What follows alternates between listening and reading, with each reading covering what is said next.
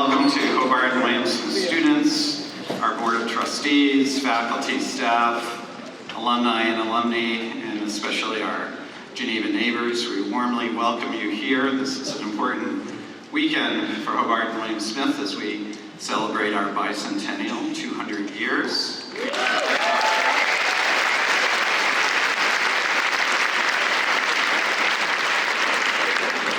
are probably just 50 other colleges in the United States who are as old as Hobart and William Smith, who have this milestone moment of a bicentennial.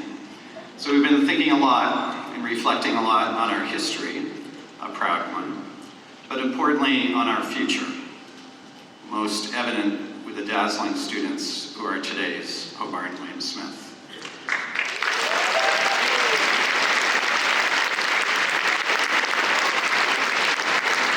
But any observance of our bicentennial would be incomplete without stating our gratitude to Geneva, which has been a remarkable host to Hobart and William Smith for literally 2 centuries, who've sent wonderful students, who've sent wonderful faculty and staff colleagues, and who support our teams, our activities in every possible way.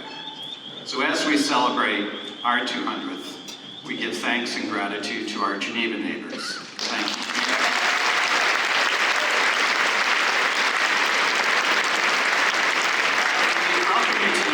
The second Stern Family Forum, what promises to be a lively conversation. 2 low-key individuals. This is a new tradition at Hobart and William Smith, and we have Judge Herb Stern and his son Sam Stern to thank for this important new effort at the college.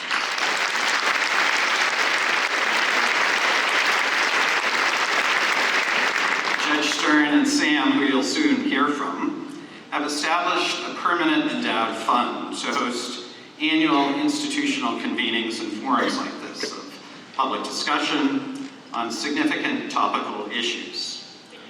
When establishing the Stern Family Forum, Judge Stern said, "The forum brings into focus one of the primary functions of Hobart and William Smith as a proving ground where students and the rest of us can explore, engage, disagree, analyze, synthesize, and understand more fully that each of our perspectives is one of many." Thank you, Judge Stern.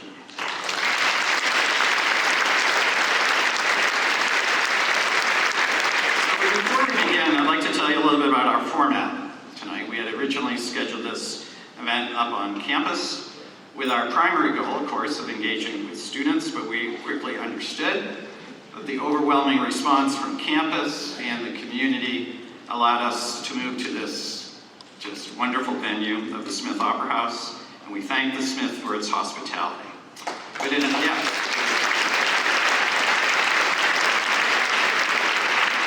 well-named William Smith Opera House, yes. In just a few minutes, Governor Christie, James Carville, and Bill Whitaker will take the stage for a dialogue.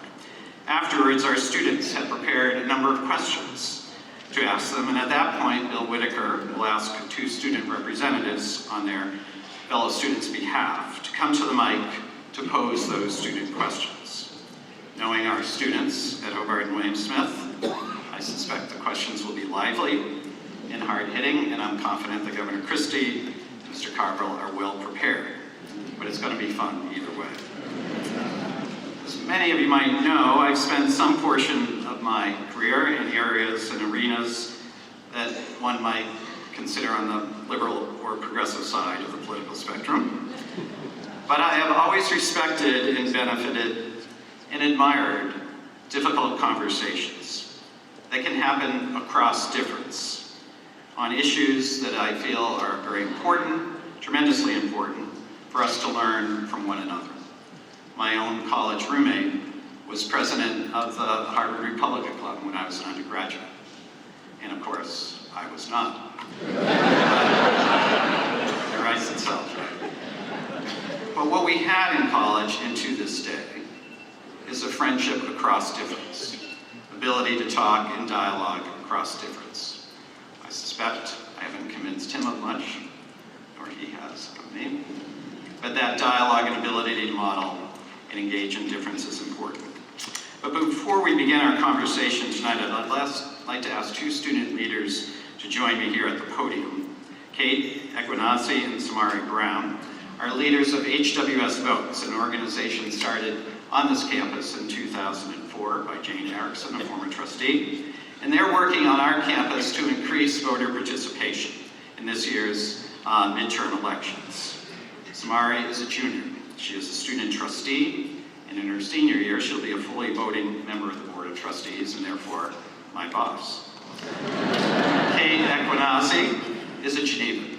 She is a senior at Hobart Williams-Smith and is one of only 82 recipients in the nation to be named in the All-In Campus Democracy Challenge Honor Roll. Two great student leaders doing important work in and around HWS Votes, Samari and Kate.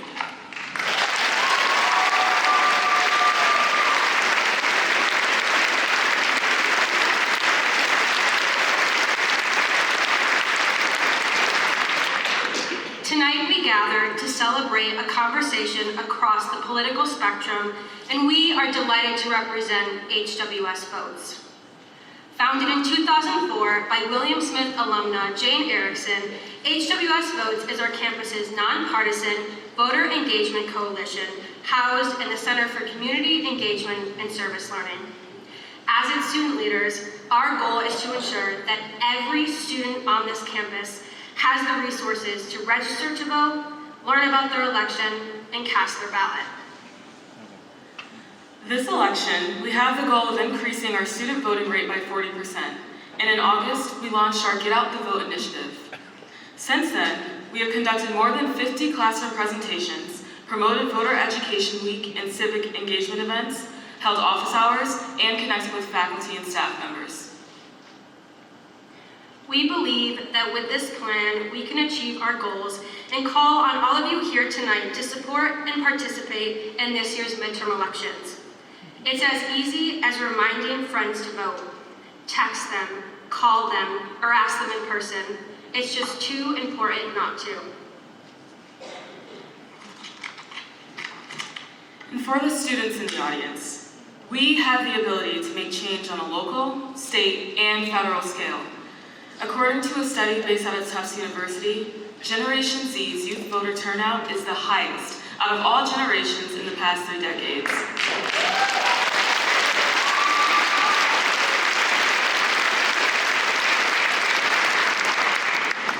We are voting more than any generation before. Our midterms might be done for school, but we still have the most important one this November. We leave you with this. I vote because small acts lead to big change. And I vote because people make choices and choices make history. What is your reason for voting?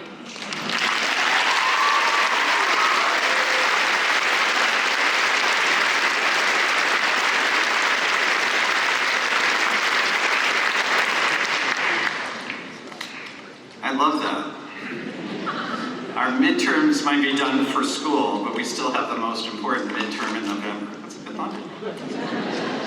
Thank you, Kate and Samari, for your important work. It's now my pleasure to bring to the podium and to thank Sam Stern to offer a few remarks. Like his father, Sam Stern serves on our Board of Trustees. He is a graduate of Hobart College in 2003, received his law degree from Fordham University, and is a trial attorney and founder of Stern LLC, a law firm specializing in criminal and civil litigation. Sam Stern. Sam, thank you.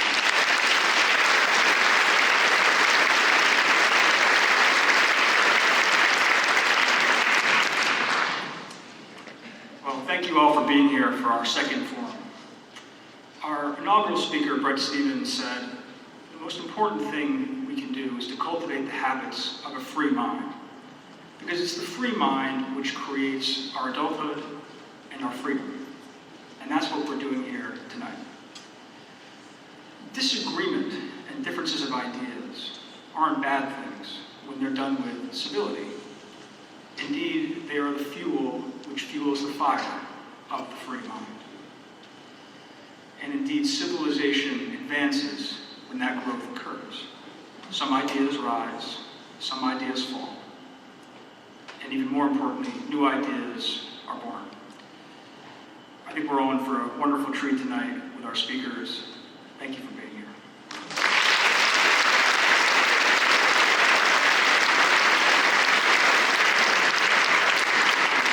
Thank you, Sam. Well, we now begin our introductions. Let me begin by welcoming to the stage Governor Chris Christie. Governor Christie.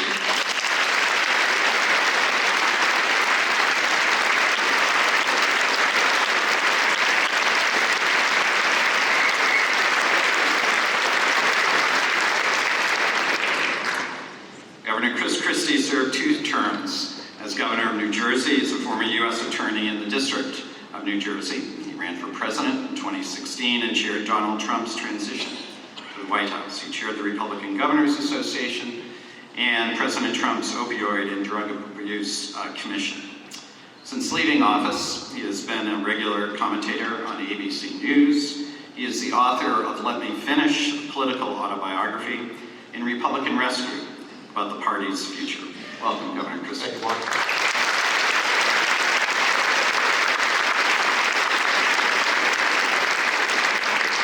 We welcome back to Geneva. We welcome back to Hobart and William Smith, James Carville. James.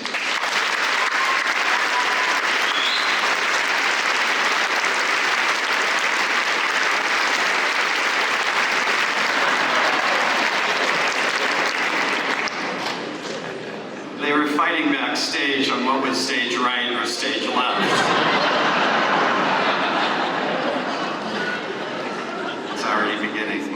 James Carville is a prominent Democratic consultant, political commentator. He's often referred to as the Raging Cajun. He was the lead strategist in the successful election in 1992 of Bill Clinton as the 42nd president. He's a former host of CNN's Crossfire, and has provided political consultancy to campaigns in more than 20 countries. He teaches political science at Tulane University. He has distinguished public service as a former U.S. Marine, received his undergraduate and law degrees at Louisiana State University. And in 2013, he was here on campus delivering the commencement address and was awarded an honorary degree. Welcome back, James.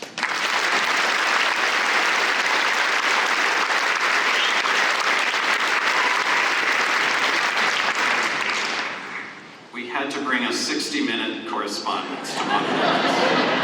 Thank God it's not the president of Hobart and William Smith. Welcome back to Geneva, a member of the Board of Trustees, the distinguished Bill Whitaker. Bill?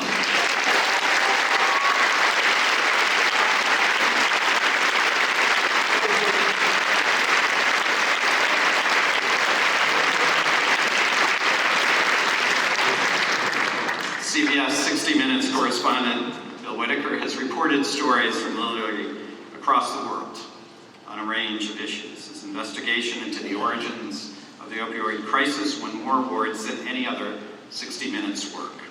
Among them, the DuPont Columbia University Award, Peabody, and Emmy, and the Morrow Award.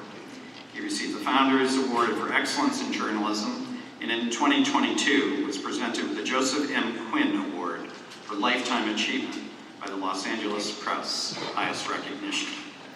He is a member of our Board of Trustees. He chairs our Belonging, Diversity, and Equity Committee.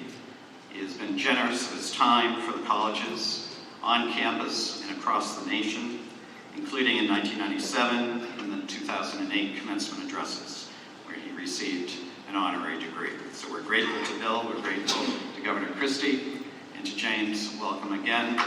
Let the games begin.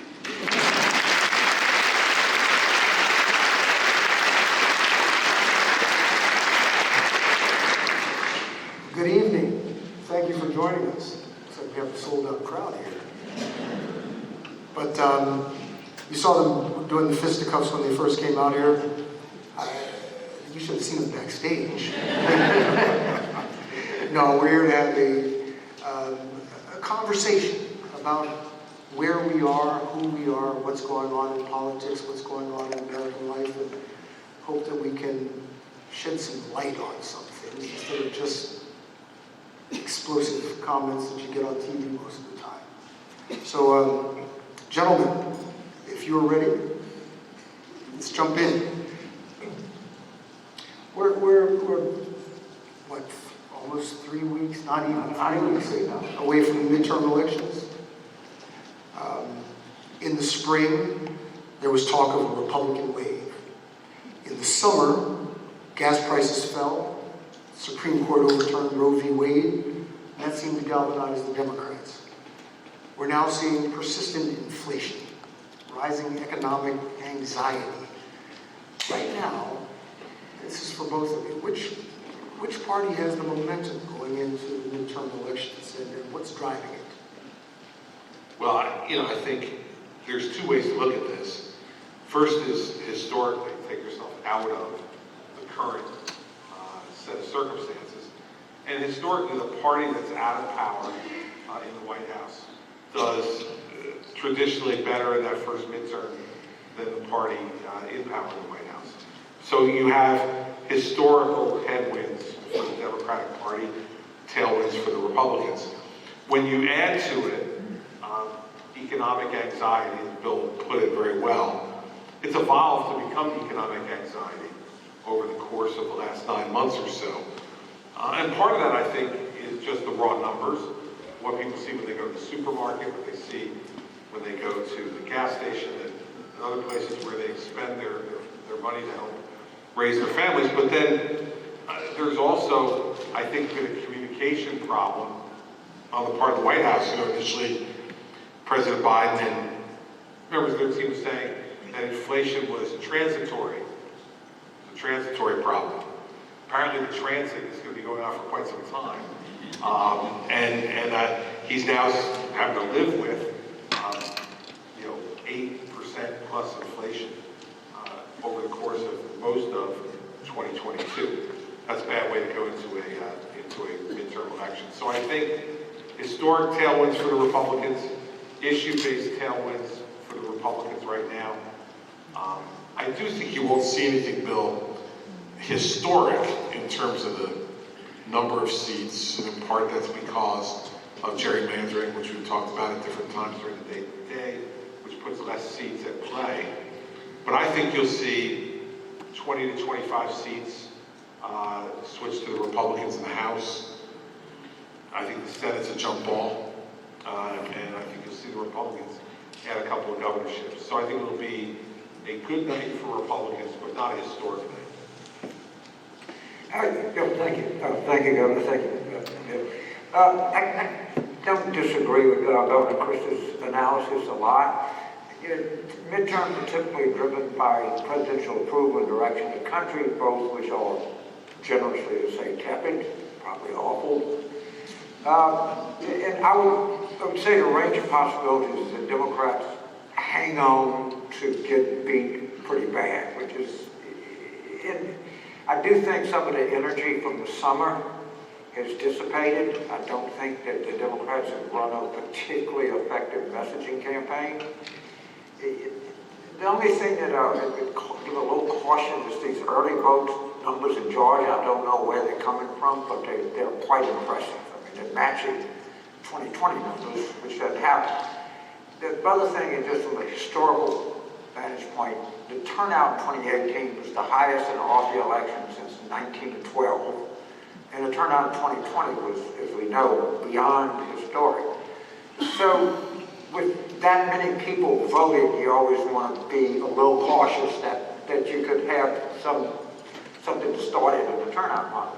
If the Democrats are going to do okay, which is the best they could possibly do, usually females vote about 52.2%.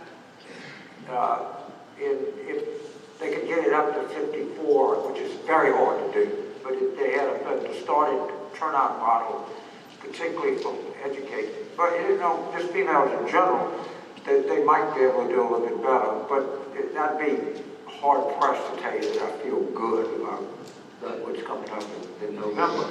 I do think that they don't exploit things. So Kevin McCarthy says that we will shut down the government to force Biden to make cuts in Social Security and Medicare. Shutting down the government is an 85% unpopular thing. Social Security and Medicare are 85% popular thing. Why don't you just run with that to the end of the campaign? They just run with that.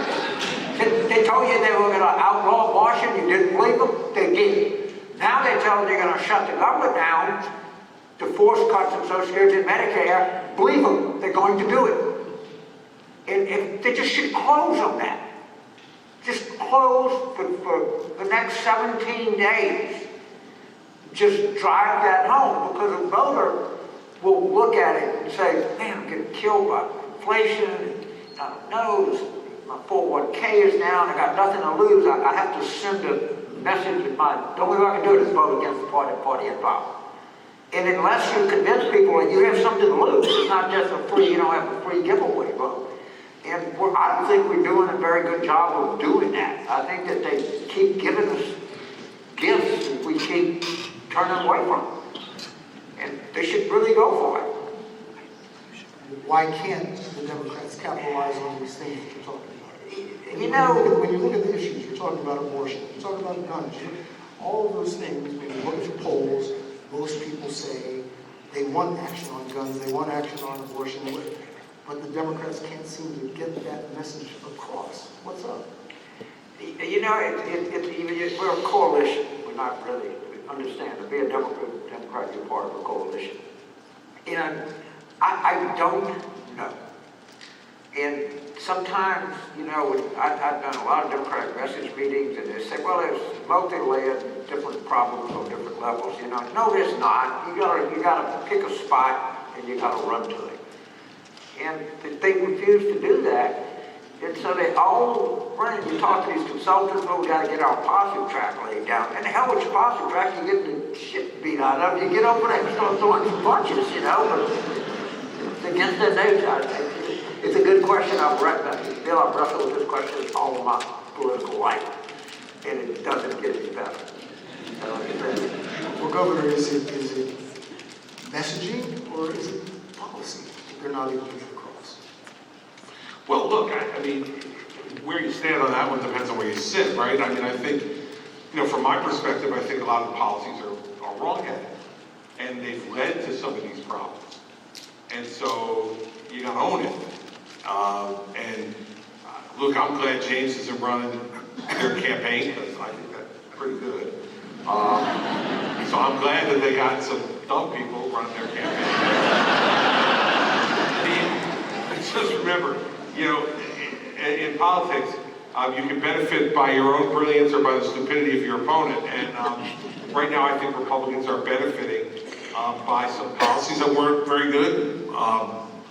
You know, look, I think what happened to Biden was he got caught up in a policy situation where he had to promise certain things to get the nomination in terms of spending, et cetera, for what he thought he did for the left wing of his party. And then he got there, and circumstances had obviously changed. The economy was pretty strong, and came out of COVID pretty strongly. And even a guy like Larry Summers said, don't spend any more money. We start spending trillions of dollars more, we're going to cause inflation here. And then they did. So you got to own that piece of it. And you can only message that so much. I mean, you know, I went into the supermarket a couple weeks ago, and I was picking up stuff that was on the list that Mary Pat gave me. And one of the things on the list was Tostitos scoops. So I go and get the Tostitos scoops, and I look at it, and it was $6.59 for a bag of Tostitos scoops, and I put them down. I don't need that for sure. And especially if I have to pay $6.59 for it, right? So that's the problem with messaging, is that you're messaging on something in opposite of the way people feel. So they go in and they see these things, they feel a certain way. So the Republicans have an easier task this time, because they're just saying, you're pissed, you're right. Yeah, prices aren't too high. You know, that makes our job in the midterm easier from a policy perspective, and it's always easy to criticize the guy who's in the White House. You know, you get the credit for things that you don't necessarily deserve credit for, and you also get the blame for things you don't necessarily deserve blame for. That's the way our system works. And so I think the combination of the two is what's causing the problem. I think it can be ameliorated by what James is talking about. And that's why I like the way he devises strategy for campaigns.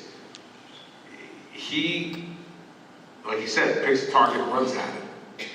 And I think if you try to, determine your strategy by which way the wind is blowing at any particular day, it becomes a lot more difficult to win, rather than just saying, that's what I believe in, that's what I stand for, that's what I think people need to hear. I'm going to talk about it, I'm going to talk about it persuasively.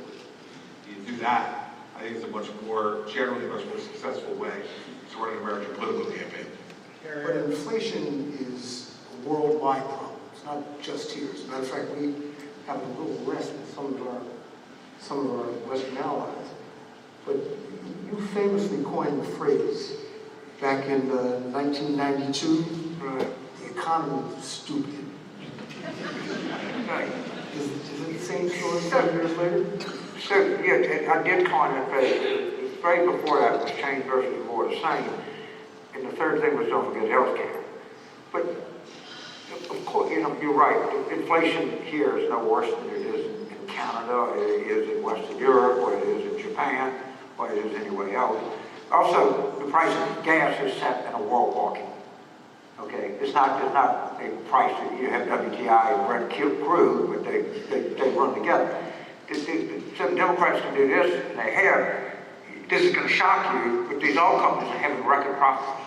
Now, I know they don't have anything to do with it, so they have this idea to never execute, let's have a windfall profits tax, because consumers know that inflation is up, and they know that these companies are taking advantage of it.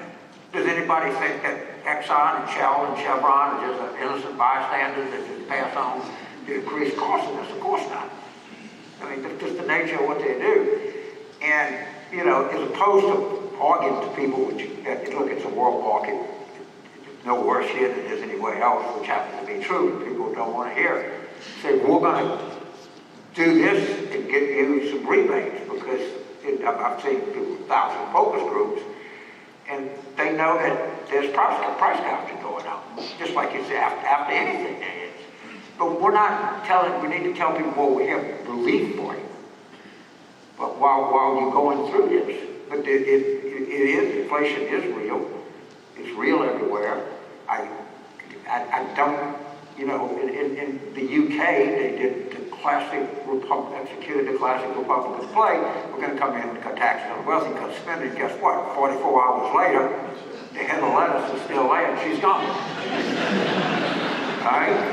And so it's a tough problem. But what you don't do is pivot and talk about something else. That know is true.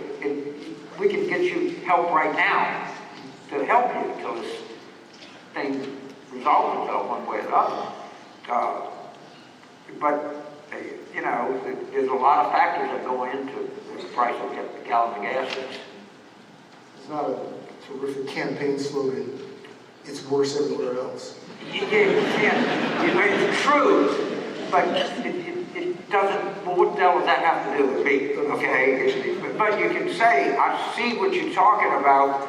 Here's some things we can do to help you. One of the things we can do is not cut Social Security and Medicaid.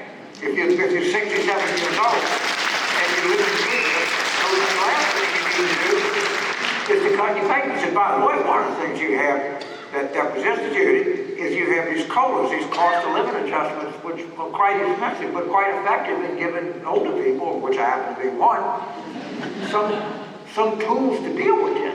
But we don't drive that home. That's their answer.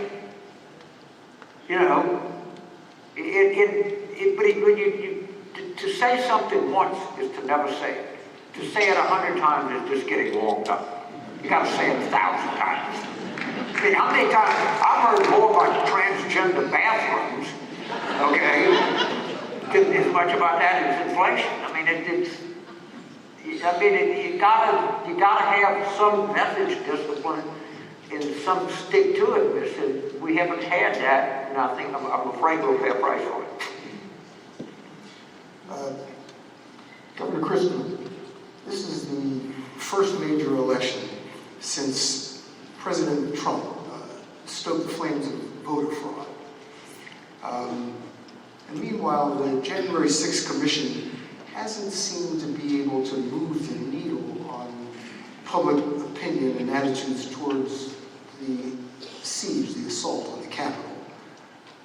And that was triggered by claims of voter fraud. So why isn't the threat to democracy more of an issue in this campaign?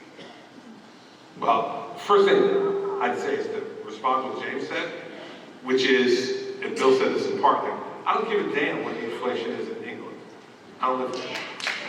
Right? And I don't care what it is in Japan or any place else. I don't live there. And my job is to worry about my country and what you're dealing with right now. And so that's just a way to distract us from the problem. Well, it's not, you know, it's worse in Japan. Okay, that's a long way away, and I don't really give a damn. And I certainly don't give a damn the last 17 days before an election. And on oil prices, let me just say that to claim that the Biden administration is an innocent bystander and a victim of the world markets, they're not completely. Because they've pursued policies to deny permitting for domestic production of oil. And I'll give you a perfect example in the state of North Dakota. On the day that Joe Biden was sworn in, they produced 1.5 million barrels of oil a day. Today, they produce 1 million barrels of oil a day, despite the fact that there's a greater demand and higher prices. Why? Because the Biden administration will permit them to continue to take that level of oil out of the ground. And what were we doing in the interim before Russia attacked Ukraine to make up for the $500,000 barrel a day shortfall? We were buying it from Russia. Now, besides the fact that I'm not necessarily in favor of funding Putin by sending our American money over to Russia to help him, I also listen to environmentalists who are against fossil fuels. And I say, let me ask you a question. Which do you think is a dirtier production of oil? In Montana, where it's being overseen by the American EPA, or in Russia, where there is no EPA? And so, this is the problem for Joe Biden. To win the nomination, he had to stand on the stage, and I listened to him. I made the mistake of listening to him. But now I remember he said, no more domestic oil production, no more fracking. I'm going to ban all of this stuff. We can't do it anymore. We're going to a completely green economy.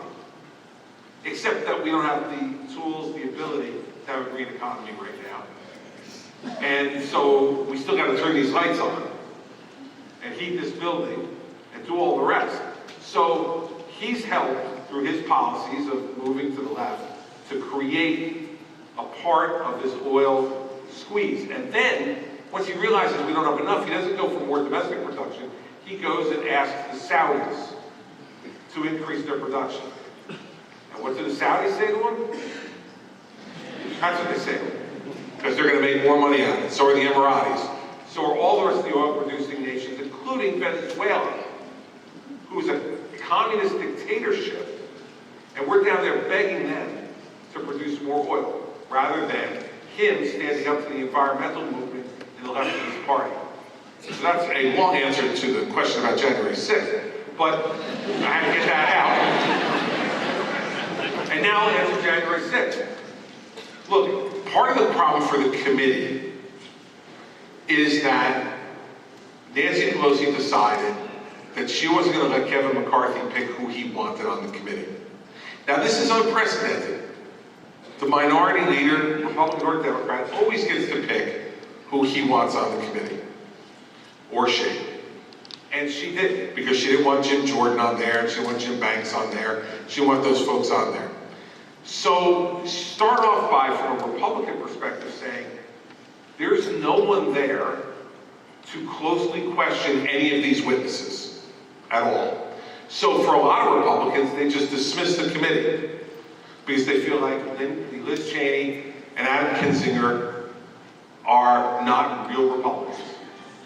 So that's the first problem with the committee's credibility, with the base Republican voter. The second thing is that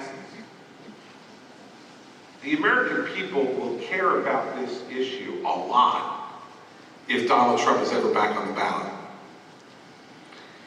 Because they get it. They know Trump was responsible for January 6th.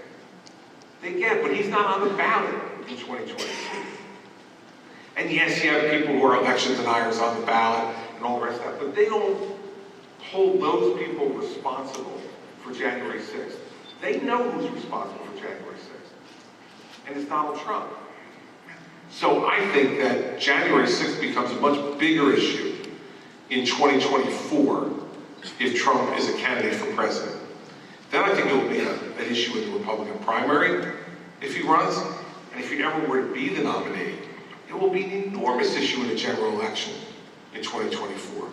What he did, what he didn't do, what he said, how he lied, how he conducted himself in ways that, in my opinion, are well beneath the office that he was privileged to hold.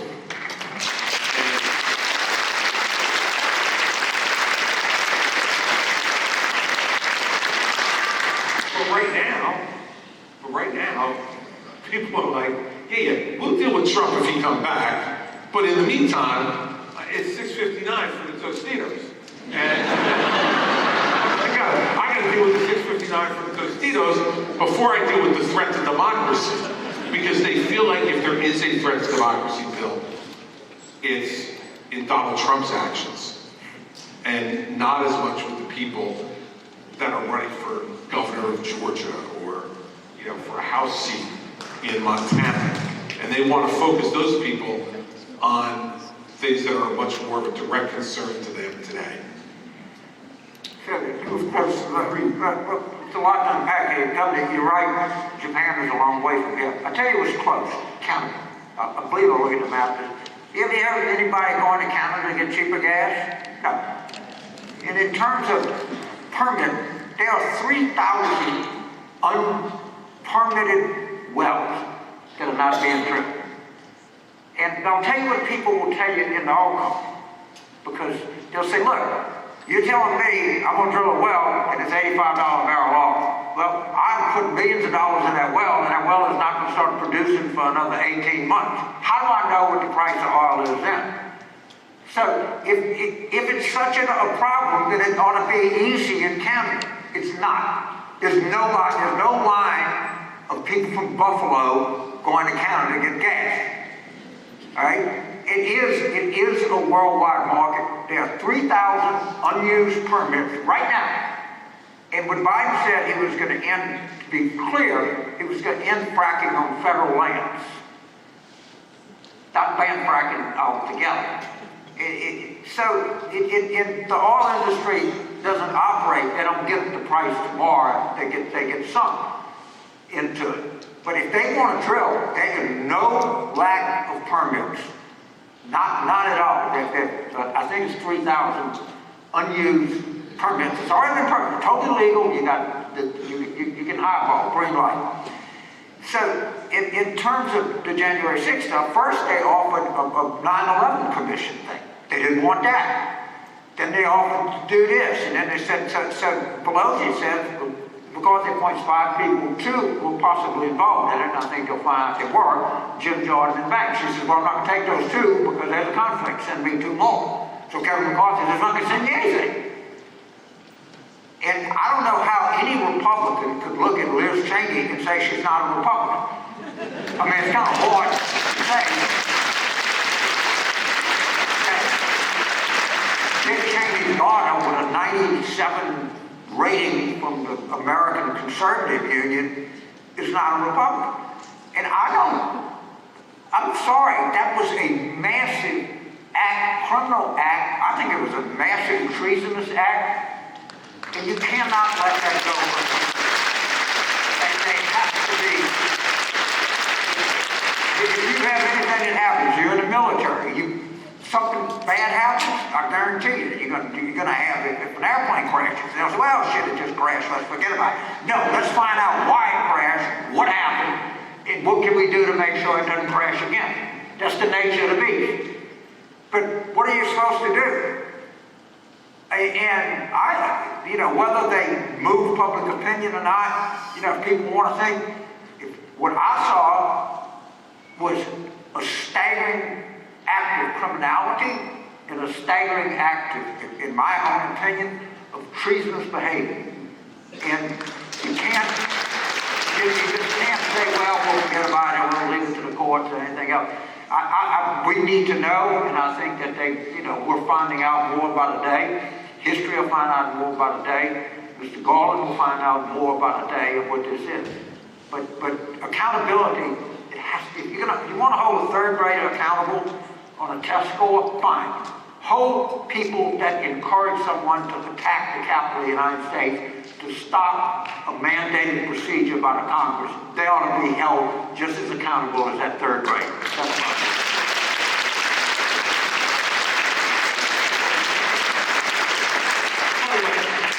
I don't disagree with anybody just said, but that wasn't the question.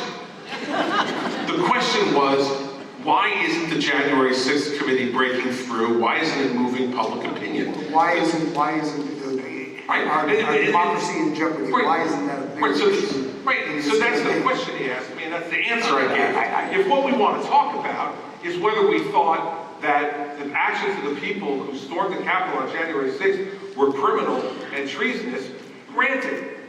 Okay? That's not the question, though. The question in this context was, why isn't this a bigger and more important issue for the electorate who are going to vote for 17 days from now? And my analysis of that is because with some of the voters, hard Republican-based voters, they don't believe the committee has credibility. And with others, they believe that the threat is not imminent because Trump is not on the ballot. And as a result, they're willing to focus on other issues which they consider to be more important to them currently. And it's not me dismissing January 6th. It's me saying that the tab will be paid on January 6th by those people who committed the criminal acts, by the prosecutors who will bring those cases, and are bringing those cases, and have convicted people already.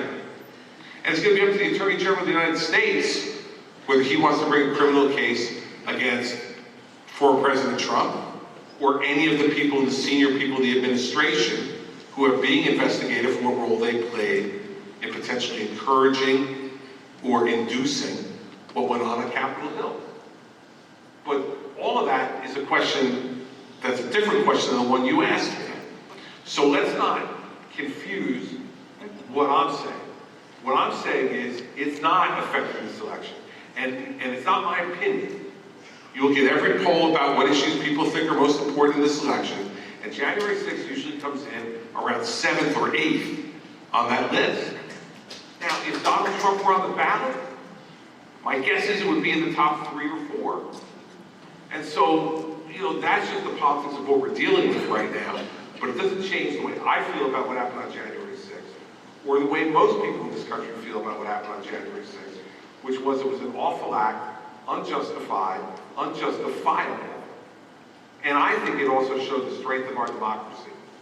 Because when those acts occurred, those men and women, by 4 a.m. the next morning, in the House and the Senate, were back on the floor of both of those places, voted to certify the election of Joe Biden. And the reason they did was because they followed their duty and their responsibility, and they followed the truth, which is that Joe Biden won that election and Donald Trump lost it.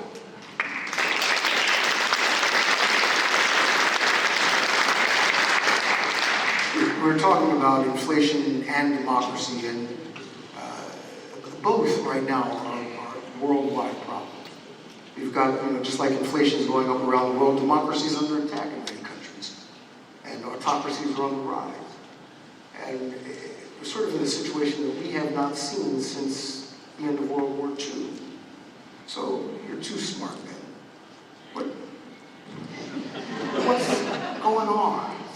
Why are people losing faith in the value of democracy? Seems to be. Well, a couple of points, and kind of lengthy, and I'm probably wondering more than I should. First of all, what is democracy? I mean, I don't mean that like on a college campus, do I exist, you know, some of that kind of crap. Am I really here? Democracy, 18% of the country elects 52 senators. I don't know, right? You know, some people, you know, you have chairman, you have different stuff, you have judiciary, the Democrats won the popular vote 7 out of 8 times, which has not happened since the dawn of political parties. The Supreme Court is 6-3 Republican. You know, they overturned the 2020 election. I mean, the 2000 election. I don't know, is that democracy where you stop a vote count? Is it democracy when Scalia dies and Mitch McConnell said, we're just not going to take a vote? I'm going to arbitrarily decide that the Supreme Court has 8 people and not 9 until I get what I want. So, and people are losing some faith. And what's happened in the United States is that people become, certain people had a privileged spot in the United States. So, 1973, I'm a white male, I go to LSU Law School. There's 1 black and 3 women in the entire class. I didn't know what a BMW or a Sony was. Japan and Germany were following it back. Well, such is not the world we live in anymore. And when people say, we want to make America great again, what they talk about, we want to go back to 1956, which if you're a racial minority, a woman, or gay, or anything else, that's not your banner year. You don't go back and say, boy, I want to go back to 1956. You're right, certain people's status has been challenged. But that's the way that the country is. As people come in, you know, anybody that's taught, and I taught at North Jersey Community College, I taught at Tulane, I taught at LSU. And I got to tell you, and this is people, I talk to people, I talk at the service academies, Ivy League schools, everything. The females are just kicking the crap out of these boys. They get hard.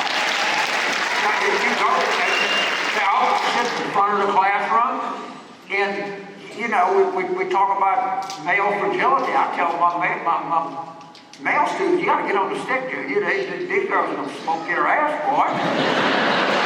You got to move. When you go to any law school today, I guarantee you it's 60% female. And you're right. I was lucky. I happened to grow up at a time in history where I had a kind of privileged status. Well, people like me don't have the same privilege. And you got to get up and get used to it. That's the country you live in. The country is growing. And there's a huge generation divide. I mean, people over 50 have one view of the United States. People under 50 have a different view. And in the long run, the people under 50 are going to win. Okay? Not even in the immediate run. But there is turmoil in the country. By the way, we don't run the world the way we used to. In 1973, China was a madman. Right? A total madman. And no one even knew what was going on. We live in a much more competitive world now. And we're not going to be able to go back. There's no mysterious point that we can go back to in our past. And it's the way it is, it's the nature of politics. The appeal of Trump was, I'm going to make it like it was. What was amazing about it is, it was a retro argument that people bought into. And, of course, they have understand, the Trump people have a beef. They really do. It's not like you just imagine this. A lot of things that we thought that were true, a lot of people did, that, you know, if China became part of the world's trading complex, that they would see the values of that. Hey, but then we try to do something smart, the TPP. So Obama and Hillary said, look, China's a real thing, so we're going to get Australia and New Zealand and Thailand and Vietnam and Japan and Korea and Canada and Mexico and the Philippines, and I'm probably forgetting other places. And we're going to form this trading bloc to counter China. Because, by the way, China is ruthless to the people in Southeast Asia too, it's not just us. And, of course, they kill it. And you can't go back, you can't live in a world, I guess you could try, but you can't live in a world without trade.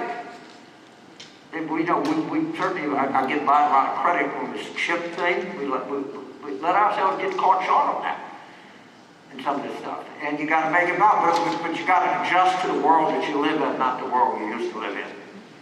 And we just, the power of the United States, in 2000, when Bill Clinton left office, it was widely reported by a lot of conservatives, George Will, Bill Kristol, Charles Krauthammer, and more, to say that the United States in the year 2000 was the most ascendant nation culturally, economically, and militarily since ancient Rome. It was probably true. Anybody believe it 22 years later? That's not the way to cowboy the cat. And it's probably not going to go back to that way.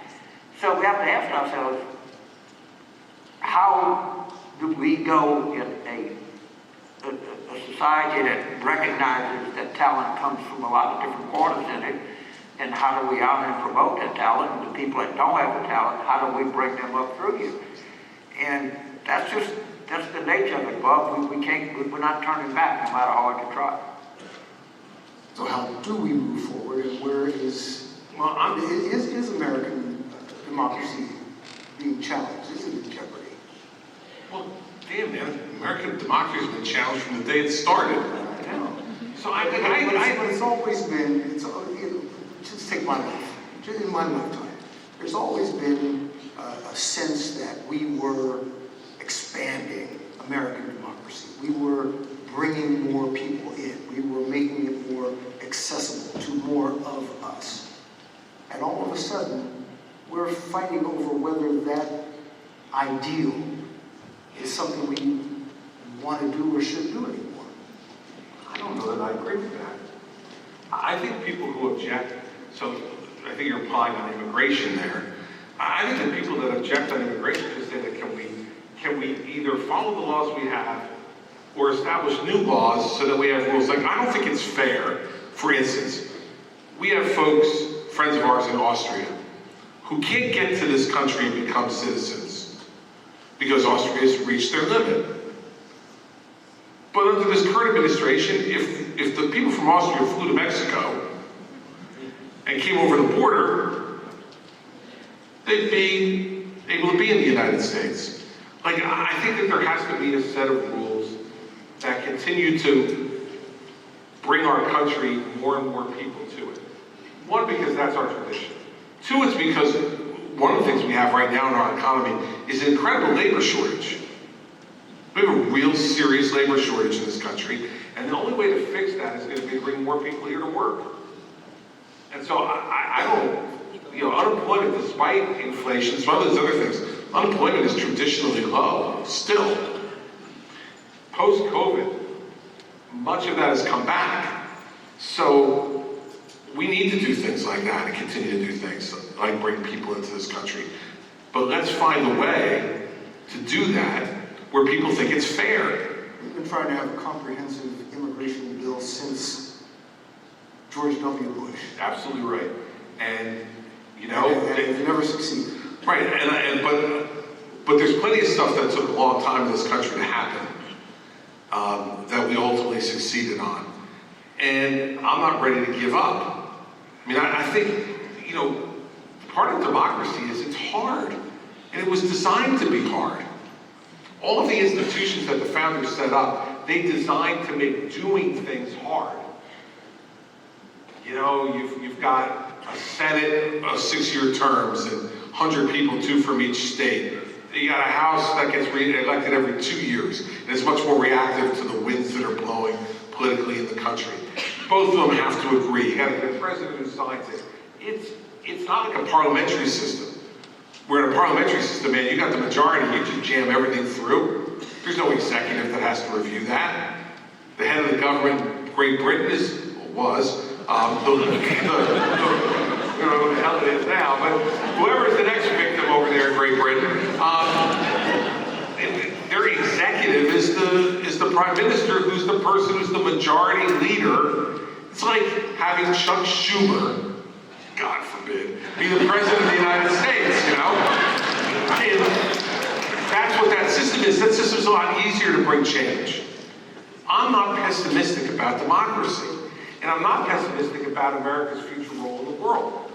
People are not charging to China because they want to live there. In fact, China is going to have a population problem, an enormous population problem, because of their one-child policy. They're aging like crazy over there, and they don't have young people to fill in behind them. And you don't see people like on the Russian border sneaking over to China because they want to live there, all right? We still live in the best neighborhood in the world. We don't wake up every morning worrying about whether Canada or Mexico is going to invade us. We don't worry about whether we have friendly governments surrounding us. We still have most of the advantages that we had harkening back to 2000. The question is going to be, are we smart enough to exploit those advantages and the disadvantages of our adversaries, or aren't we? And I'm not one of these people. China is ascendant, but I don't believe China is on, and for the population reason. And by the way, you have in China a government that's now become officially an autocratic dictatorship, with Xi Jinping now going for his third term. And he's killing people who oppose him. Say what you want about what happens in this country, but that's not a model that I think is going to appeal to most people around the world. So exploit our advantages, exploit the weaknesses of our opponent, and I still think that we're better positioned than any country in the world to be an example if we choose to be. But the one thing about the thing about Trump's foreign policy that I disagree with the most is his desire to pull us back from the world. You know, didn't like NATO, didn't like the TPP, didn't like us. You know, look, nature abhors a vacuum, everybody. And if we're not providing that leadership around the world, someone else will. And the nominees are not pleasant. China's number one. To some extent, Russia is still a player in that.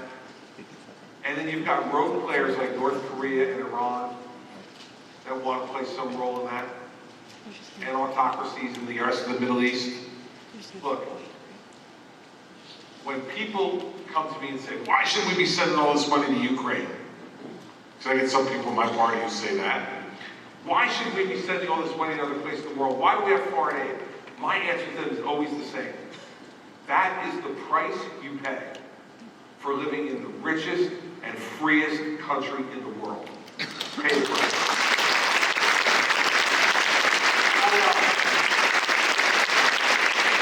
I actually agree with most everything. Good night, everybody. I'm leaving. See you later. I agree with what you said. 4 years ago, if you said, describe China, I would say a rising power. Today, I would say a declining power. And the demographic stuff the governor talked about is as real as a heartbeat. They got a terrible demographic problem. We have somewhat a demographic problem. Right? They have a terrible, and we know how this can be, a terrible real estate over leverage. And you don't know because you can't believe they just stopped sending economic news out. They just no longer send. I mean, no matter how bad our numbers are, at least we get them. And there's some confidence that what we see is kind of in the ballpark. So, what the answer to a lot of our problems is actually immigration. So I live in New Orleans.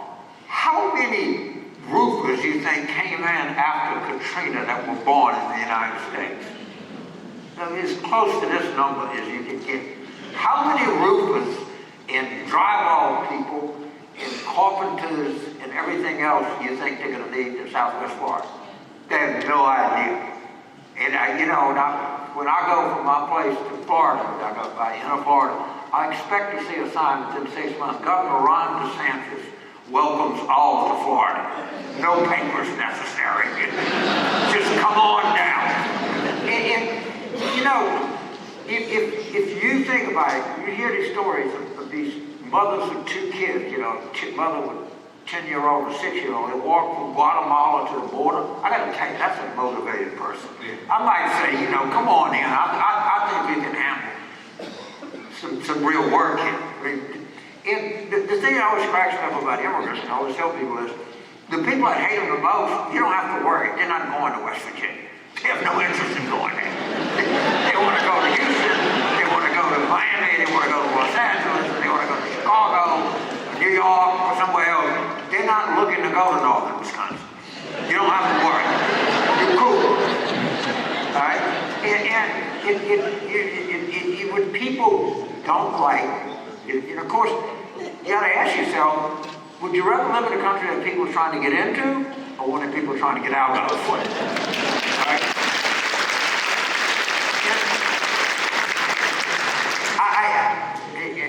I understand that there's disorder, and they try to fix. Wish this credit, really tried. McCain tried. You know, a lot of people tried. Obama tried, and it just got bogged down because you have 2 problems. You have 14 billion that are here already. That no one, you know, do you really want to send it? I think George Vogt pointed out, if you put every person on a bus that was here illegally, the line would go from Laredo to Toronto.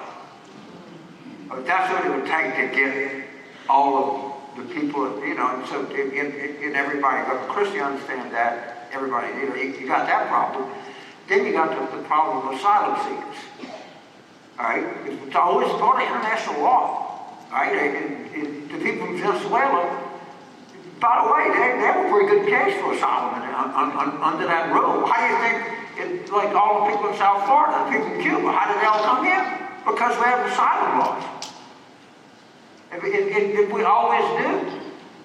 And, you know, right now, they're entitled to a hearing. But all of our, at some point, most all of our, except for yours, which will we're here because we were looking for asylum from somewhere else. I mean, that's just the nature of what the country is. And I just wish that, like, somebody stand up and say, yeah, you know what? These are, by and large, we know they commit less crimes. We know that a greater number. We're having trouble with military enlistments now. The Army is having a terrible problem. You know who enlists at a higher rate than anybody else? Immigrants. All right? If you're in Guatemala and you say, hey, you got 3 hours in the car and a paycheck, looks like a pretty good deal. All right? But I agree, I generally agree with Governor Christie's overall assessment of this problem. And it's hard, but everything is hard. What isn't hard? And we got to stop telling people that school is easy. It's not. Look at this thing at NYU had an organic chemistry program. Oh, yeah. But you're a pretty bad student at NYU, goddamn it, you're supposed to have hard courses. All right? I mean, it doesn't make any sense. You say, well, we don't need, you know, you're not studying to be, you know, working a car store. It's studying to be a doctor. It's by nature that stuff is hard. I hope. It's real hard. What I like about you guys is that you moved on into it. When I mentioned democracy, I was not trying to get into immigration, but I'm glad you did. Well, I was 6 cents. I had picked it up. But what I was asking about, we're in a college town talking to largely a young audience, and they seem to have dropped out, but they don't have incredible interest in what's going on in the political spectrum. You're talking about climate change and gun control and all these sorts of things, and you hear young people say, nothing gets done anyway, so why am I going to get involved? We were talking this afternoon about, you know, it's always the sleeping giant. The kids are going to come out and vote, and every election season they don't. How do you engage? How do you get the young folks to come out and vote? Hell, man, if I knew I'd be president.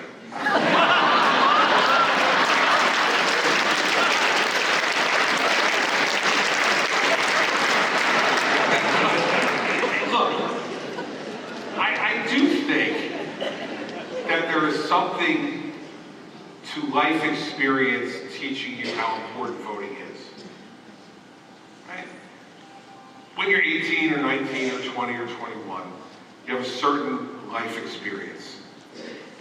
And you don't necessarily know how much the government and folks who make those decisions affect your lives every day. You don't feel it. You know it maybe intellectually, but you don't feel it emotionally. And I think that part of this problem is an unsolvable problem, which is that, you know, there are some people at that age who inherently get it, understand it, are fascinated by it, and vote. You know, and I remember my first vote was in 1980 in my dorm at the University of Delaware, filling out an absentee ballot to vote for Ronald Reagan. And man, I wouldn't have missed that for anything. I had 2 roommates. Neither one of them voted. And when I was voting, I was sitting at my desk filling out my ballot. They were like, "What are you doing?" I said, "Presidential election. I turned 18 in September. I get to vote in November." And one roommate said, "It's all bullshit." And he walked out. And my other roommate picked up his bomb, took a long hit, looked back at me and said, "I'll think about it, dude." 3 totally different life experiences in a very small space in 208 Harrington E at the University of Delaware. I think some of it's inherent with age. But I don't find young people unengaged. I wouldn't necessarily correlate voting with disengagement. Like when I talk to young people, they really engaged on issues. They care about climate change. They care about policing policies. They care about the economy and whether they're going to have the opportunity to get a good job and buy a home or have a good place to live. And they care about those things. And they have opinions about it. They just don't necessarily draw the line between those concerns and voting. And part of that is the failure of the candidates. Now look, the best turnout we've had for young people in my lifetime was in 2008 when Barack Obama ran. I think part of that was a historic phenomenon, but also part of it was pretty good. He's a good candidate, and he knew how to appeal and speak in a way that was attractive to people of all kinds. That's why he won. But particularly, you had a pretty good youth turnout in 2008. So I don't, there's no silver bullet in my view. There's no magic elixir to do this. I see young people here tonight. That's encouraging. On a Friday night, after listening to me and Jane, they need to drink more on Friday night than they normally do. But I saw one guy back there, yeah, I'm in that bar right now. But I am encouraged. I'm encouraged by one thing, discouraged from another. I'll finish with this. I'm encouraged by the opinions being expressed. Like I get to, when I go to colleges to speak, man, I get a lot of feedback and a lot of opinions from students, and that's encouraging to me. The thing that's discouraging is the thing that James touched on. Like, look, it may be our generation that did this to you, or at least permitted it, but I am so tired of the participation trophy society. Everybody's good, everybody wins, everybody gets a trophy. And if classes are too hard, we'll make them easier. Please don't get upset, and don't get angry, and don't feel any of those emotions of loss or disappointment. I made all 4 of my children, by mandate, have to be New York Mets fans. I did this so that at a young age they can understand pain and disappointment.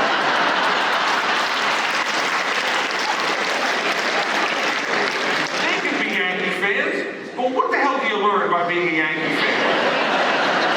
You're a Mets fan, you know that even when the sun is shining bright and they win 101 games, you know they're going to screw you. You just know. And they lose to the Padres, right? So, I mean, what's more disgusting and disappointing than losing to the Padres in those brown and mustard uniforms? Right? What I want you guys to learn is that loss and disappointment and disillusionment makes you stronger.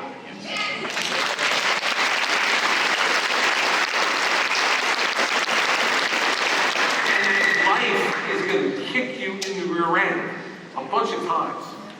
And what matters is how you get up. And if we never teach you how to get up, then we failed. And so that's what discourages me, is that I feel like I got a bunch of participation trophy people who feel like anything they do should be rewarded. But what I'm encouraged by is I see more feedback on things that really matter to the future than I've seen before. So that's where I'm at. Well, I do.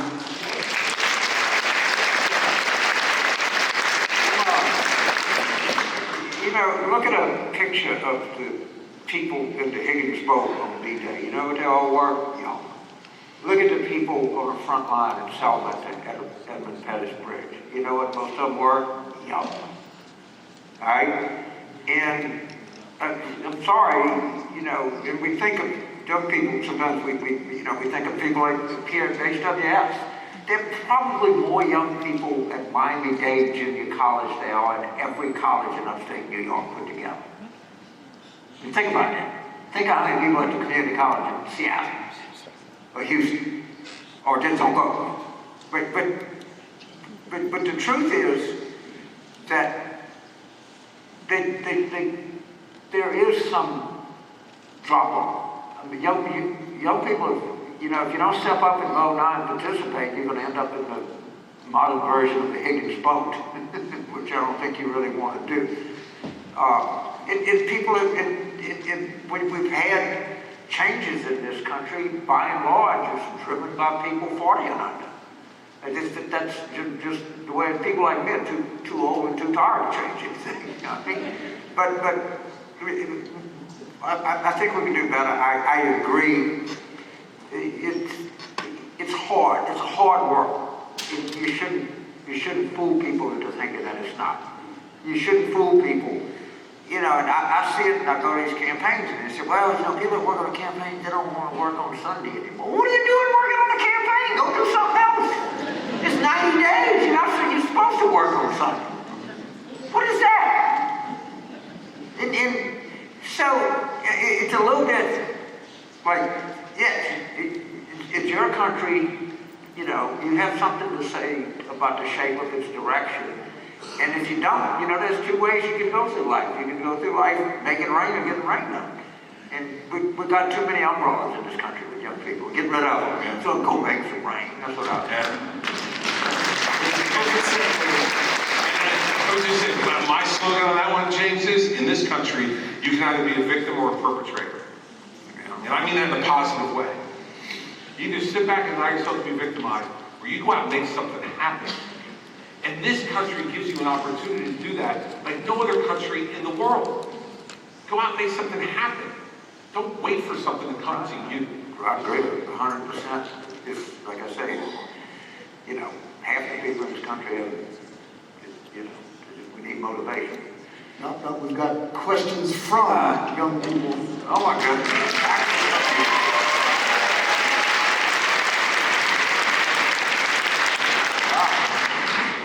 So the first question is, can you describe an event or argument that changed your political views in some significant way? Ooh. Well, yeah.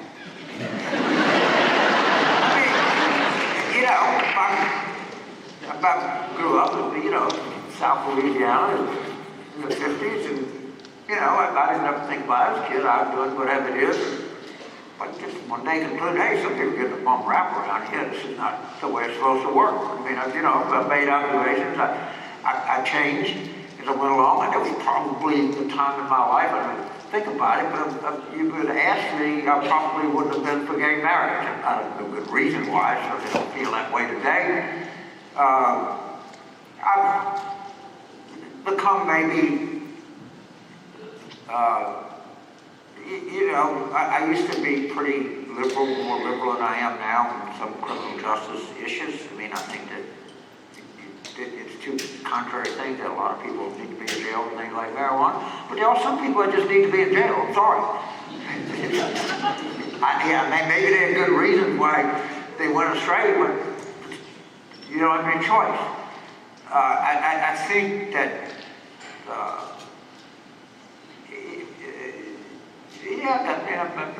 probably a number of things. I mean, people evolve over time. I mean, if I thought the same thing today as I thought when I was 15, you'd be pretty sorry human being, what do you think? But I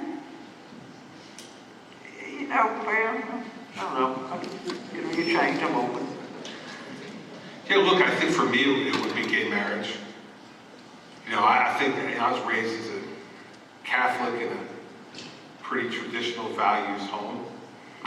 And I always felt like those traditional values were extraordinarily important for me to defend and speak on behalf of across the board.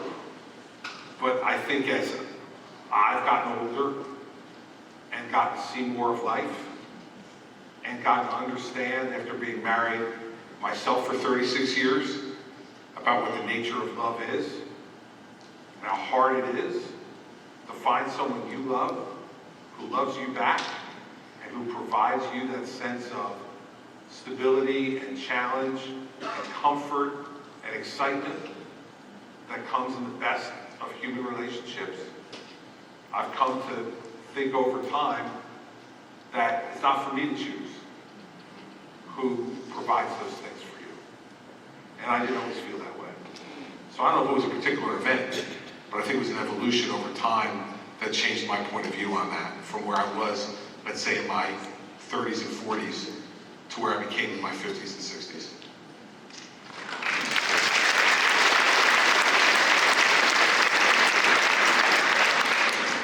Our next question is, what aspects of our political system do you think are outdated or otherwise don't serve the country in our present moment, and how would you reform them? I heard most of us. Well, what parts of our political system do we think are outdated, don't serve us well now, that you would change? Well, there are any number of things that I would change, but they're not going to change. All right? I mean, remember, our political system has changed. But the Constitution was written, you had to be a property-owning white male to vote. No one thinks that's a good idea now. All right? But the Constitution, until the last century, state legislators elected United States senators. All right? We didn't have, you couldn't levy an income, the Supreme Court said you couldn't levy an income tax. You had Plessy v. Ferguson. All right? Actually, it was part of the Civil War. After that, you had Jim Crow, which was ensconced in the law. The country changed. It is not it's not like we're incapable of it. If I was starting all over again, I don't get to start all over again, I probably would think the Electoral College doesn't make a whole lot of sense. I can give you 1,000 reasons, but it's not going to change because the people of Wyoming have a lot more power than the people of California, and they're not going to give it up. And the people of North Carolina, North Dakota, South Dakota, Vermont, Alaska, et cetera, are not, this is not going to happen. So you can, as we say in the Marine Corps, you can wish in one hand and poop in the other and see which one's still another hand. Don't say poop, it's all right.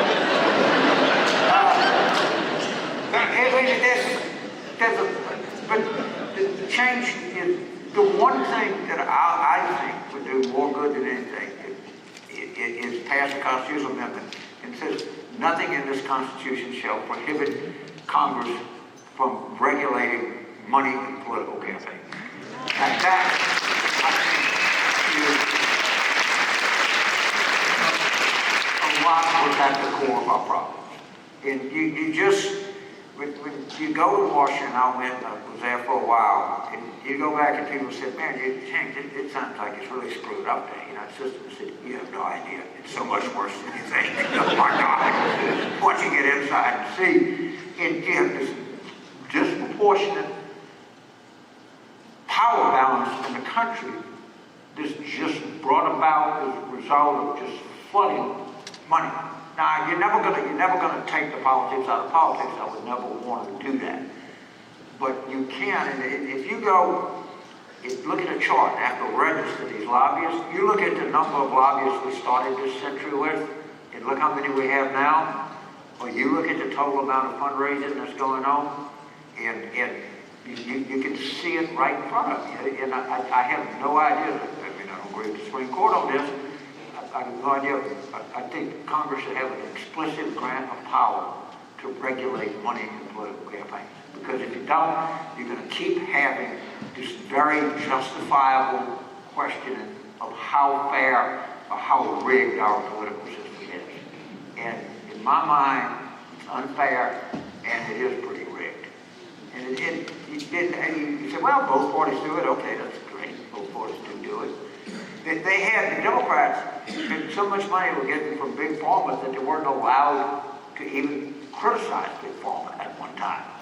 I mean, when you go watch these documentaries on this opioid stuff, oh, make you throw up. I mean, that L.H.D documentary, Crime of the Century, I mean, you look at the amount of money that they pumped in, it's breathtaking. I mean, it's just utterly breathtaking. And the more that deeper you dig into it, the worse it is. And you're right, it's safe to say no one looks very good in this. They don't. And human beings sometimes need some courage on their behavior. And that's, you know, what Jefferson Madison said, if we're angels or something, they're not angels. They need supervision. First off, I agree with James' premise that none of this will change. But if I were made emperor for the day, I would change it to 1 6-year presidential term. Having been a 2-term governor, and I think the presidency is very much the same, you know, you basically have 2 years. Because after the first 2 years, you start getting ready to run for re-election. And when you start to do that, everything looks different. Everything looks different. As hard as you try for it not to look different, it does. And so then you kind of have a problem. Then you get re-elected. And once you get re-elected, everybody's like, okay, who's the next person? Because this guy's out in 4 years. So who are we going to get next? I do think that giving someone the momentum of those first few years and knowing that you don't have to run for re-election, most incumbents are at their strongest right after they're elected. Most office holders, rather. And I do think there might be something to, you know, 1 6-year term for a president to allow him or someday her to focus on the job and know that you got 6 years to do this job and do everything you can in that 6 years to get it done, rather than spending, you know, a good portion of the time worrying about how you're going to get reelected. If I was starting over again, I think I would very actively consider that idea. But, you know, those things, we rung the bell and hard bell. Yeah, it's not, you're not going to ring that bell. You're not going to change any of this stuff. A good discussion. Go ahead. Go another. The next question is to Mr. Whitaker. If you could redesign the president debate format to make it more substantive, what would you do? Redesign presidential debate format to make it more substantive. I am not a big fan of the commission. And they had the presidential commission, and since Danforth started, they had guess where they have a debate every year? Warshoe and St. Louis. You ever notice that?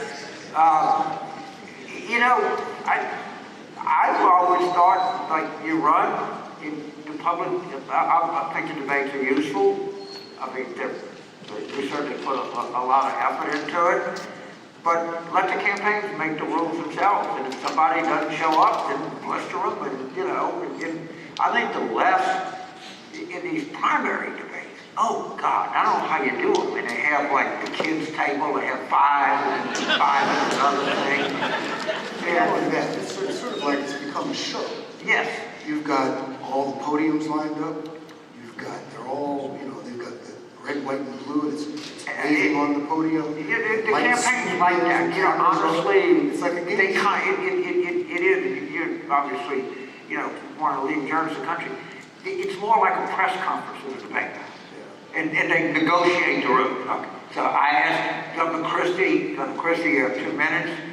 James, you have a minute. Governor Christie, you have 30 seconds. They actually negotiated back and forth. So all of us know, you know that, hey, we're sitting here, it's people, my job is to ask good questions. All right, you know your job is to give good answers, but don't filibuster it, to give me a chance to speak, and my chance to say, well, I disagree with you on this, and you go back. It's a self-regulated thing. And the audience is able, without, you know, Mark Guerin or the HWS board saying, this is it. People should know at a certain level in their life, assuming you run for president, you have the skill to stand on your own and understand what you can get away with and what you can't. Didn't Lincoln and Douglas just sit and They would talk go to each other? hours. Just talk to each other? You guys would never give us that much time. We're too damn expensive. They would show up because it was a social event. Yeah. Yeah. Look, I Instead of think making it the question and answer thing, why not have the 2 candidates? I think you should. If you're running for a major office in this country, in my view, you should be willing to tussle in any of those formats. But I'm not someone who believes. I changed the question a little bit. It's not should they be more substantive. It's like, are they revealing enough? Because in the end, I think they are. Like, you would not call the first Trump-Biden debate of the last cycle substantive. But you sure as hell would call it revealing. Like, if you didn't understand after that Trump was losing it, and like really yelling and screaming and interrupted Biden 79 times in 90 minutes.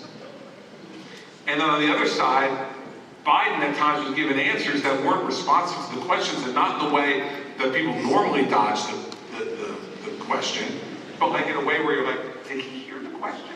Like, I think that's all revealing. I've participated in those crazy debates, the primary debates in 16, where there were 10 of us on the stage. And then there was another one that was like the kids' table, right? It was, first of all, the way they made the decision to do it was awfully wrong. They did it on poll numbers. Like you're in one debate if your poll numbers are a certain level, another if you're not. I think the Democrats did it much better in 20, where they just did it randomly. And so you had people watch both sets of debates because, well, it wasn't all of the most famous people in one debate, the least famous in the other. Everyone had to mix it up.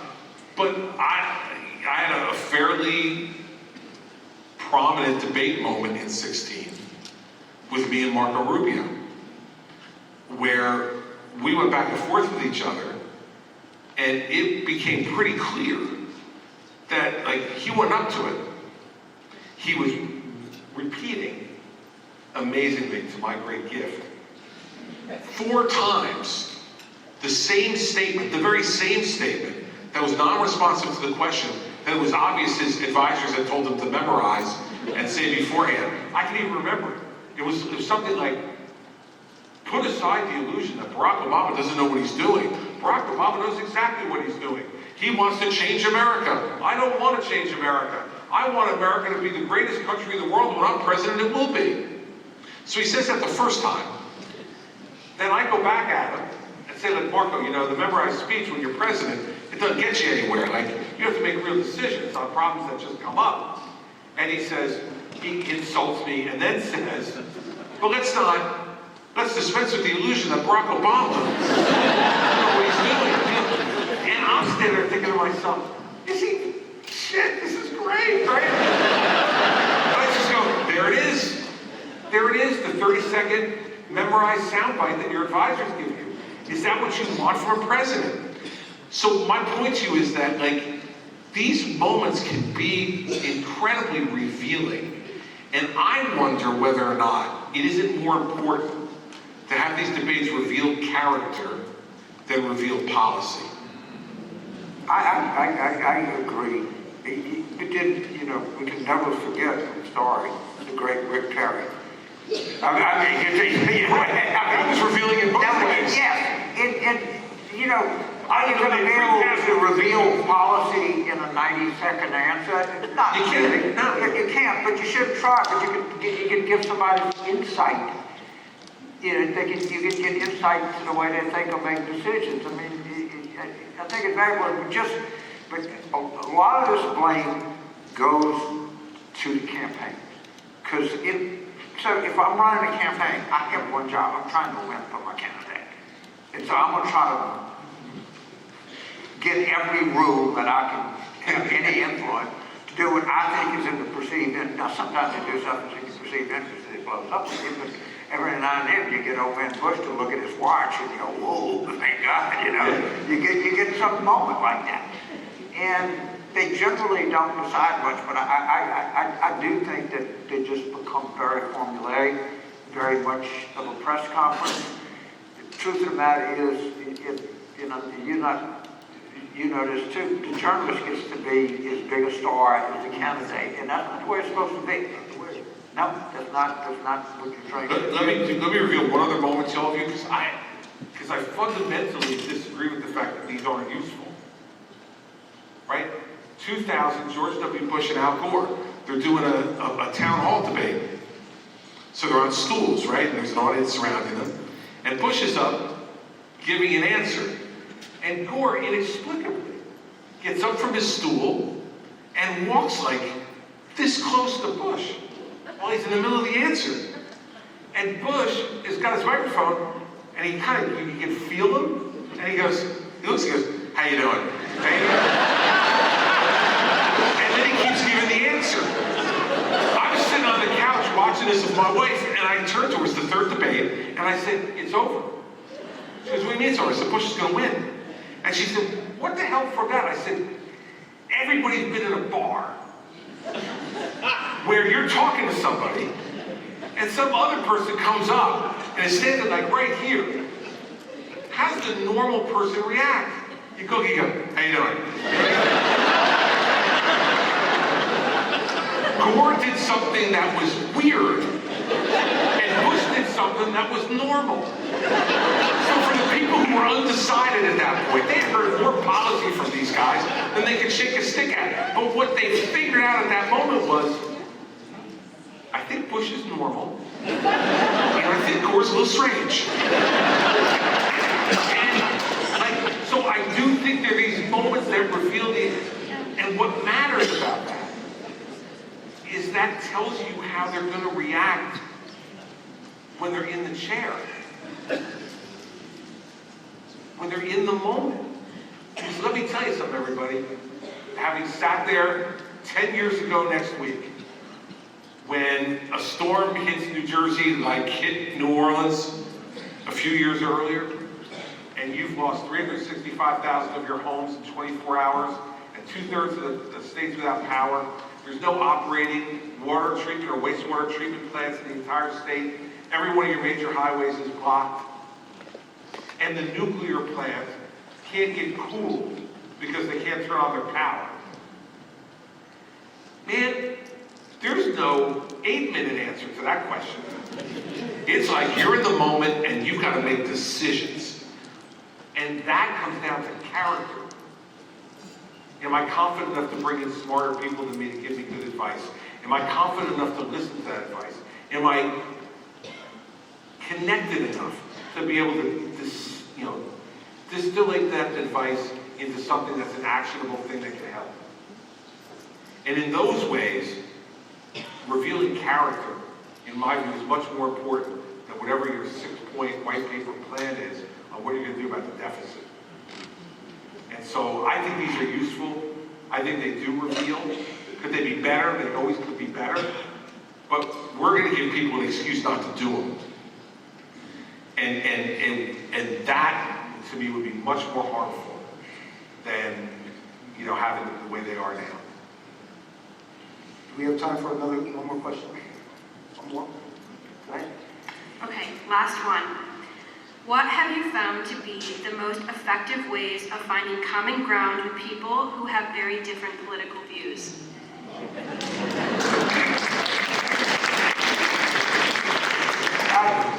I will defer to the governor here because he's actually governor, which I haven't done. Campaign people are we don't have to search for common ground. We're looking for differences. It's interesting. If you're the governor, you got a Democratic legislature, but by nature, as long as, it's my own here, and I'm referring to the governor here because compromise is not a dirty word. I mean, that's what you have. You can't do anything without it. You have a closed audience and push it as far as you can, then at some point, it's got to break. And, when you were criticized by some Republicans for, working with Obama, that's what you're supposed to do.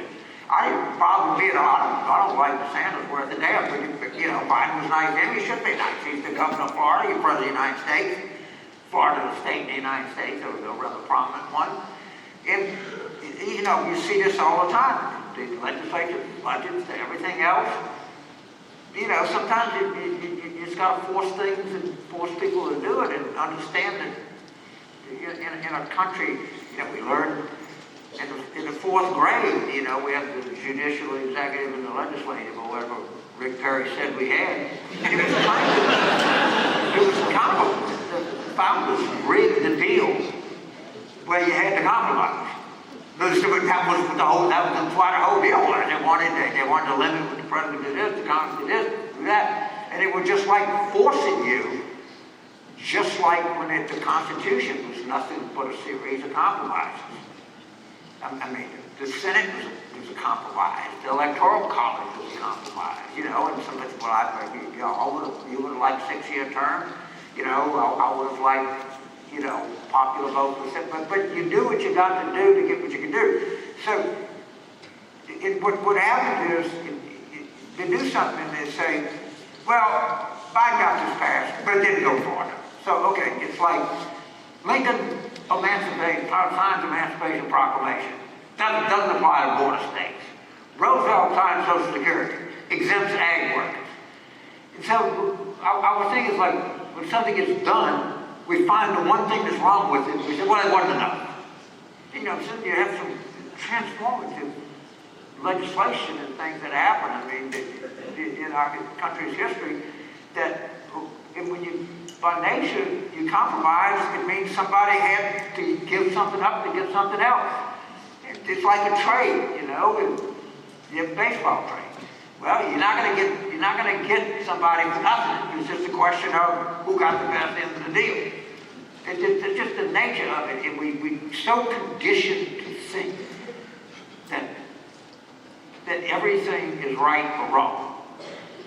When the truth of the matter is, some things are just necessary. Yeah, look, I confronted this every day for 8 years. I'm a Republican governor in a blue state with a Democratic legislature with significant majorities, like 25-15 in the Senate, 50-30 in the lower house. Not like it's close. Cool, I gotta pick 1 or 2 votes off. yeah, pick up like 10 or 15. So you gotta decide in the beginning, what do you want to do? Do you want to have a show? Or do you want to get something done? If you want to have a show, easy to do, especially where I'm from. You got the New York and the Philadelphia media market covering you every day. You can have one of the greatest shows on earth and have the media to cover you to do it.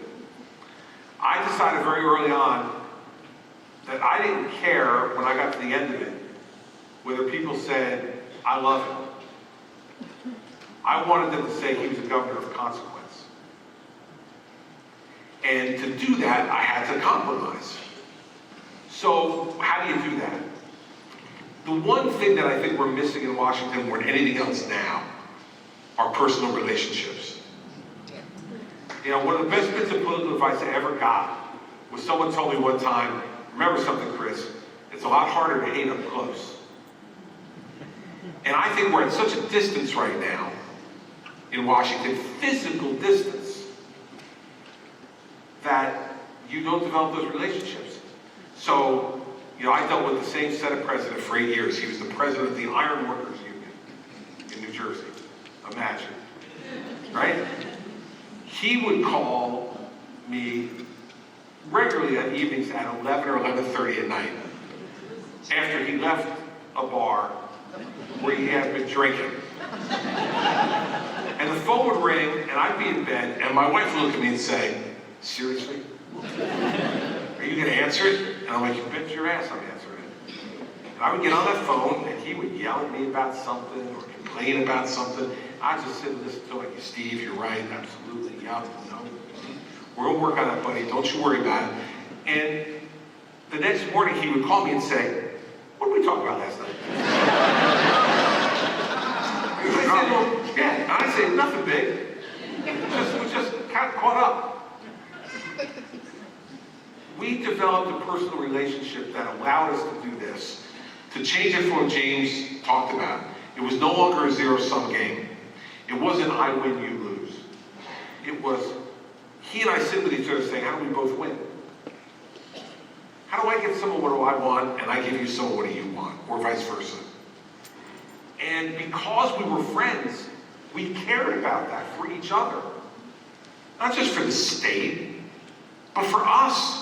Like, he wanted me to do well. And I wanted him to do well because I liked him. I spent more time in those 8 years talking to people I couldn't stand than I could count. But I talked to all of them because the ones who weren't in leadership, man, they wanted to be in leadership. And I'd call them into the governor's office to talk to them about a bill of theirs that I could have given a shit about. But it was their bill. I'd say, Bill, tell me about this bill on mattress tags. I'm fascinated. And if it gets to me, this is a legitimate bill, by the way, I'm not making this up. Because if this bill gets to me, I don't really know what I'm going to do, but I know it's your bill, and I'd really like you to tell me why you think it's so important. I don't know what I want to learn. This guy, I'll never forget this guy. He's sitting in the office, and he's looking around. I'm sitting in the office where Woodrow Wilson sat. It's filled with history. It's the second oldest continuously operating state house in America behind Maryland. And this guy's looking around, and I know what he's thinking. He's like, this is a cool office. Maybe I could be governor. This would be cool. What's that, Governor? I said, tell me about what you think. Now, to be honest, I could have cared less what he thought. But I wanted to give him the chance to tell me. And when he left that office, he went down the hall to every one of the members of his caucus and said, you know what? It's just not the governor's office. You know my mattress tag? No, he's interested. And you know what? He didn't know a lot about it, but he asked me what I thought he should do. I told him. I sat him down and I said, Governor, this is what you should do. And when he left, he said, thank you very much, Senator. I really appreciate you filling me in on that. I'm going to take that into consideration.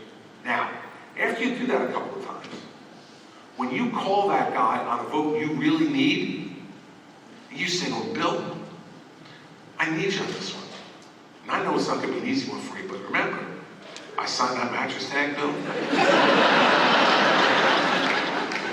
When you had that guy you wanted to be a judge, who appointed him? I did. I didn't know the guy from Adam, Bill. But you told me he was a good man, I believed you. I'm telling you, this is something the state needs to do this for me. And he looked at me and goes, oh, it's going to be hard, Governor. I said, I know. And you know what? Bill, when we do it, we're going to go out there, we're going to do it together. Right in front of the cameras, me and you. Really? I said, you bet your ass. That's the way you do it. These are human beings, everybody. And we're treating it like it's some scientific formula. It isn't. It's about helping that person get to where they want to get to, so you can get to where you want to get to, so that the country or the state can get where they want to get to. And sometimes you're going to fail, and you can't be bitter about it. You got to go, okay, next case, next opportunity. So this is about personal relationships more than it's about anything else. And, you know, if you can do that, and and it has to be in our system, it's got to be the president or the governor. A legislator can't be the initiator. The president or governor, the decider, has to be the one to put themselves out there and spend the time to do it. But I'm telling you, I wouldn't have achieved a third of what I achieved in 8 years if I had been willing to spend the time with the drunken phone calls and the mattress tag bills and the judge that I didn't know who I appointed and the prosecutor who I appointed. And all the stuff that you did that may have seemed like a big deal to them. I mean, I had a guy come in who wanted somebody to be appointed a workers' compensation judge. And it was the most important thing because this guy was his best friend. My chief of staff said to me, "You even heard of that guy? You're going to appoint him?" I said, "What do I give a damn?" I said, "This guy's going to do something for me in return at some point that's going to be really important. And if the workers' comp judge is the most important thing to him, who the hell am I to judge what the most important thing to him is?" I didn't elect these people. I didn't send them here. The people sent them to me. And I had to deal with them. And the best way to deal with them is to make them your friend. And I have a Senate president, now it's a new Senate president, who I saw recently, and he said to me, "You know what? If I had a vote in my caucus, the Democratic caucus, they'd vote to have you back in 15 seconds. Because you talk to all of them." That's what you signed up for. And if you're unwilling to do that, then don't take the job.